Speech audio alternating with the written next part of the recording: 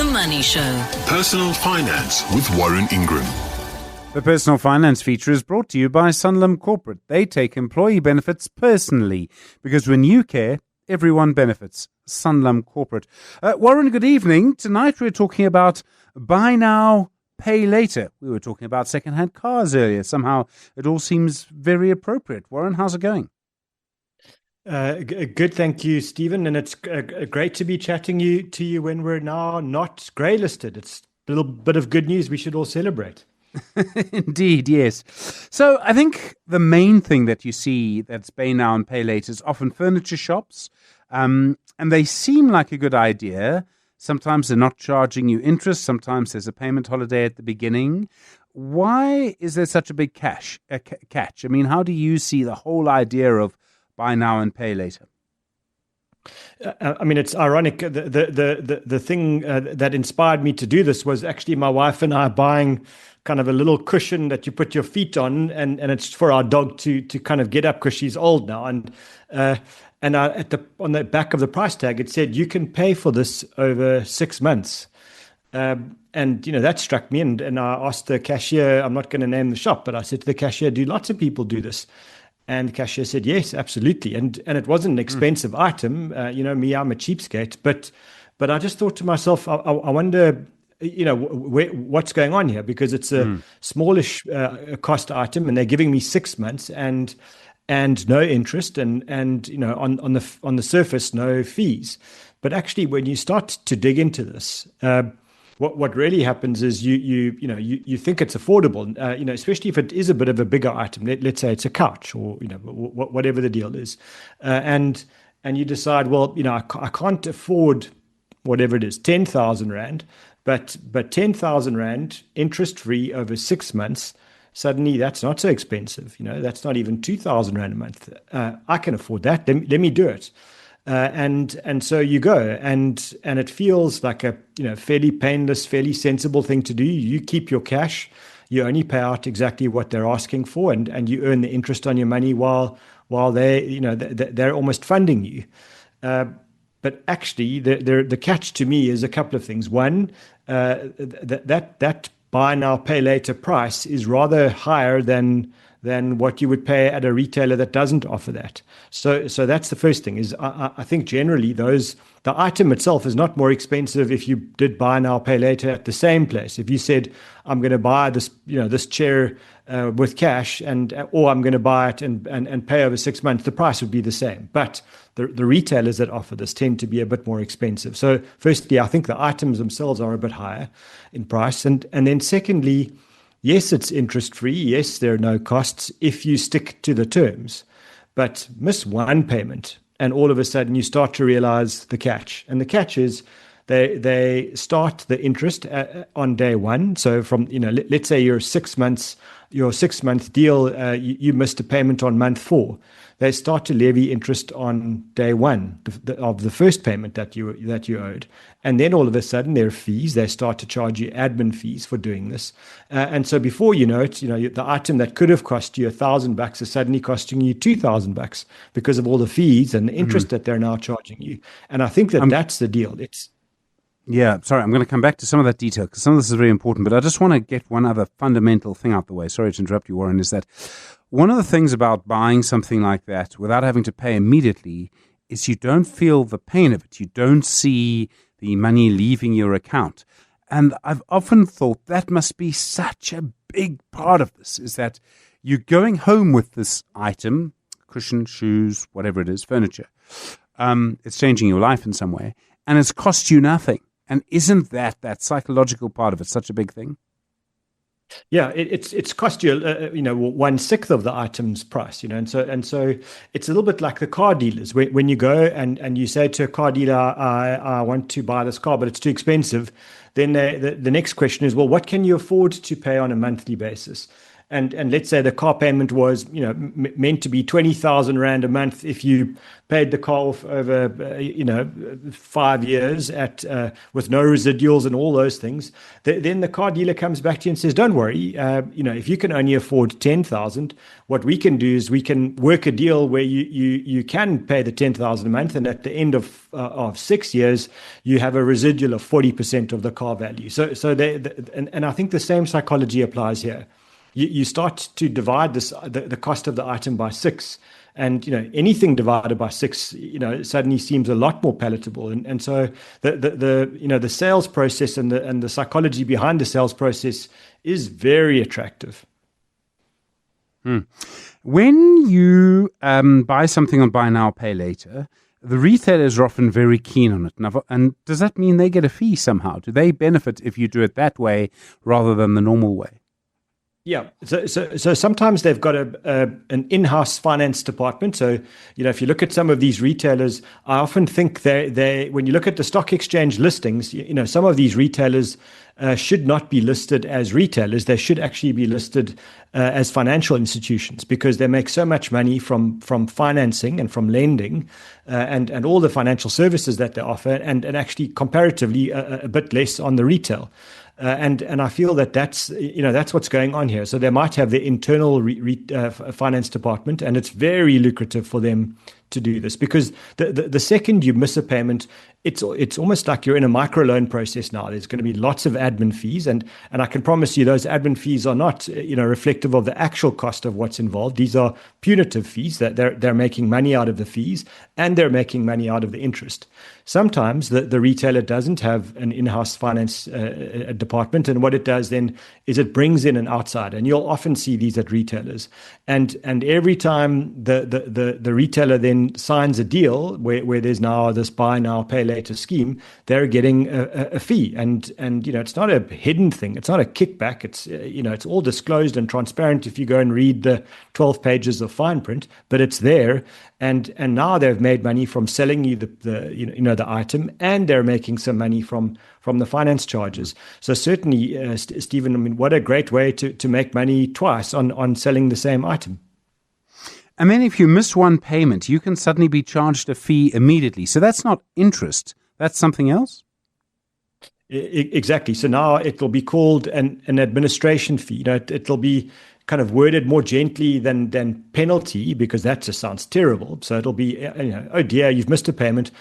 I'm terribly sorry, we're going to have to charge you an admin fee, because now there's admin involved. And the fact that might not be much admin doesn't stop them from charging the fee. So now you're paying an admin fee. On top of that, you're going to start paying an interest payment as well. And so that's when the costs start to rack up against you very quickly. And the admin fee, I mean, I just want to get to the bottom of this, because this is all computerized, right? There's no one who now has to fill in 3 forms, and you have to pay that person to fill in 3 forms. It seems to me just a way to make money.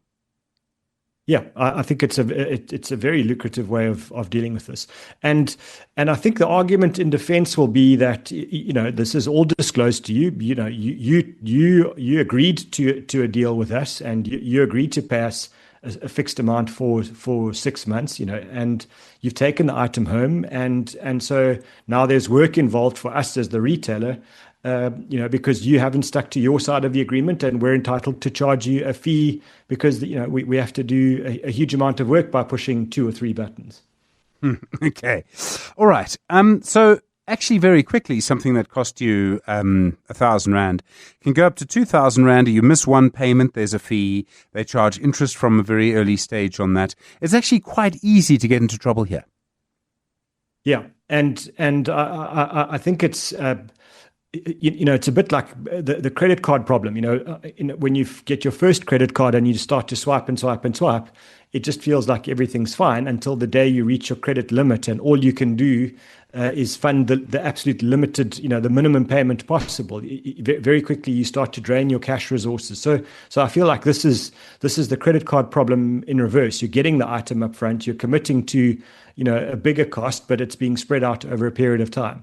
And truthfully, if you did stick to the deal and you paid everything off and you carried on, then perhaps the only downside is that you might have paid for a slightly more expensive item than that you could have got somewhere else at a cash-only retailer, as an example.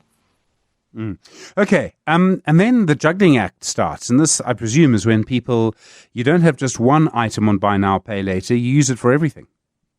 Yeah, I think that's the thing where I think we're going to get caught out. A lot of us, if you're not really on top of this. I mean, I think as a starting point, there are very few people that would do the buy now, pay later if they have the cash resources to buy the items. They don't want to go through the hassle of all the paperwork, etc. So most of the time, you'll just swipe on your credit card if you've got the capital available, on your debit card, whatever it is, and you would move on. If you're doing this, it's because you are in one form or another cash constrained.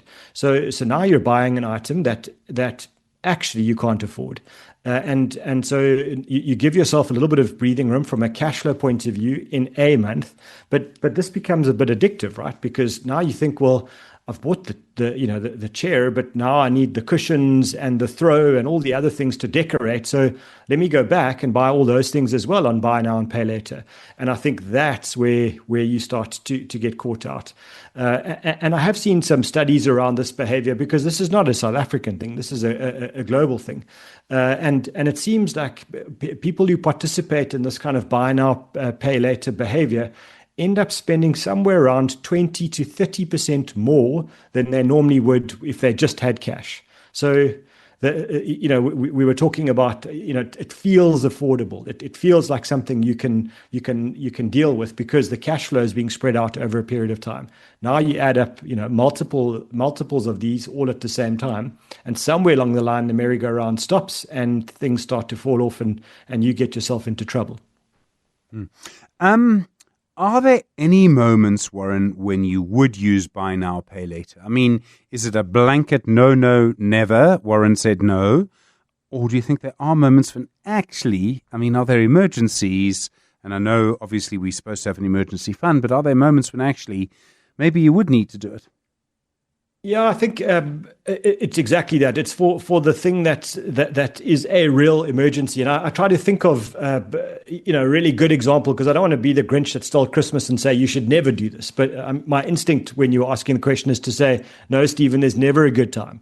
But the truth is, if you work and you earn an income from your laptop, or you earn an income from your smartphone, and those aren't insured, and something goes wrong, and you don't have an emergency fund, the reality is you could lose your job if you don't replace those items.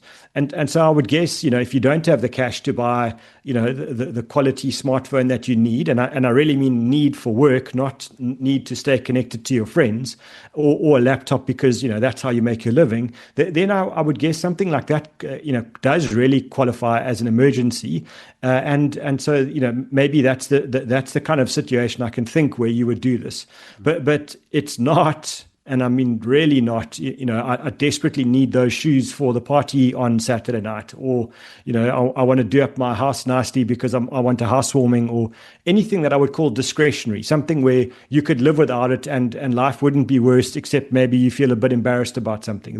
That's not an emergency, not being able to generate an income because you don't have a laptop. To me, that's an emergency.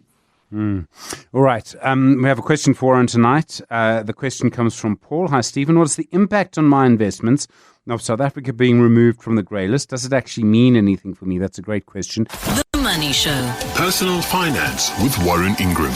Warren, of course, is the co-founder of Galileo Capital. And the question from Paul for you, Warren, was, what is the impact on my investments of South Africa being removed from the grey list? Does it actually mean anything for me? And I'm sure Paul's not alone when he asks that. Yeah, I think maybe you start with the bad news, then the good news. So the bad news is we would have all noticed that the paperwork we required to do for our anything to do with a financial institution, whether it's for investments or banking or credit or anything, the paperwork has got a lot more in depth and a lot more painful since we were put on the grey list, and that's because the FATCA, which is the kind of global body that looks at this money laundering stuff, said that we weren't doing our homework properly as a country. We weren't monitoring money laundering and anti-terrorist financing and all those things, and so we had to step up our game. And now being removed from the grey list doesn't mean that that kind of extra due diligence will go away. I think it remains, and anybody who is involved in a trust or an investment company will know that the documentation required for those kinds of legal entities is now very extensive and very painful to collate, and I don't think that's going away. If anything, it will probably get a little bit tighter and a little bit worse over time, because we want to prove to these authorities that we're going to carry on with this work. So that's the bad news. I guess the positive of that is somewhere along the line it should start to catch out all the corrupt crooks, and they should be found out in a process like this as well. But for the rest of us ordinary citizens who just want to get by and do our thing, the good news is that especially on international investments, it should become a lot easier to invest our money overseas. Anybody that's tried to buy especially euro listed investments would have found that it's probably been a lot more painful, a lot more difficult, to buy those investments, things like exchange traded funds and unit trusts, since we were grey listed. And some of the euro banks have just flatly refused to deal with South African sourced money, because they said, we're on the grey list. That means you're high risk. You're required to do enhanced due diligence, and we're not going to do that. We'll just not deal with you. So I would think over the next probably month to 2 months, I don't think it'll happen next week as an example, but over the next month to 2 months, as more and more banks, update their systems, they'll realize we're on the good list, we're not on the naughty list, and the enhanced due diligence for transactions will go down. So, we'll still be required to do lots of FICA and lots of, proof of address and all those things, but certainly it should become a bit easier to do transactions. And then I think for businesses that are involved in the world of import and export and those kinds of things, their lives again will be a lot easier now, and probably a lot less frustration and possibly cost as well. So yes, Paul, I think it's good news. I think your life does get a bit better, but maybe not in the next week or two. We actually have a voice note for you on the subject we've been talking about buy now and pay later, coming through for you tonight, Warren. Good evening, Stephen. Stephen, the other thing that they do to get us, especially the young ones, with the whole credit card thing and account thing, is because when you want to buy either a vehicle or a house, an asset, things that that, okay, these I absolutely need, and you don't have a credit record, they tell you to go get those very same things. But that time you're thinking, but all I want is a car, or all I want is a house. Now you are making me go get a credit card or a clothing account on a buy now, pay later method, and I don't need those things. And they say, go build up your record. We don't know how you pay, so go somewhere else before you come to us. Such an interesting point. I mean, there's almost this incentive to get involved in this, isn't there, Warren? It's such an irony that the people that that are fiscally disciplined, that maybe only need to borrow for very big items, are the ones who might end up being punished for the very good discipline that they have. And I think it's a very valid point. So, I always think when you are young and you're starting out, and you do need to build up some kind of a track record. And unfortunately, the system does work like that. They do want to see a history of discipline around the way you pay accounts, etc. You can always apply for a credit card. You don't need to take the credit that the bank is offering you. So, for example, if the bank says, well, on your salary, on your first job, you can afford, credit limit of 30,000 Rand, what you can say to the bank is, I don't want 30,000 Rand, give me a credit limit of 5,000 Rand.